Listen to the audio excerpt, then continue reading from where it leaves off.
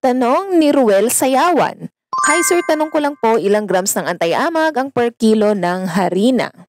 Okay, dito tayo sa anti-amag, mag-iingat din tayo guys sa ginagamit natin ka-baker, sa mga anti-amag. Huwag tayong basta buhos ng buhos, dakot ng dakot, lagay ng lagay, okay? Kasi isa yung dahilan para masira ang texture ng ating tinapay, okay? Gumamit tayo ng tamang panukat, magbasa tayo ng level kung ano mang nabibili nating mga mold inhibitor. Titingnan nating mabuti kung ilang grams lang ba ilagalagay natin sa 1 kilo. Okay? Bigyan ko kayo ng sample. Kadalasan na ginagamit sa mga mold inhibitor, sa akin lang na experience, nasa 80 to 60 grams lamang ang aking nilalagay.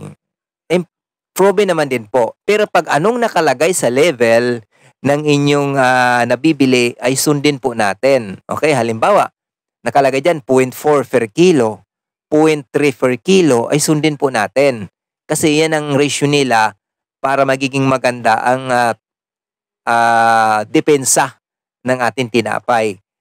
Lalo pa pag pan-deliver na tinapay natin, need talaga nating gumamit ng mold inhibitor para magiging pagbalik natin may madatnan pa tayo at may BO man, magagawa pa natin ng pudding yan, okay?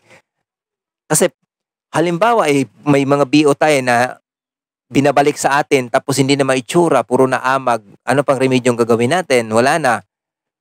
Itatapon na lang, sayang din naman.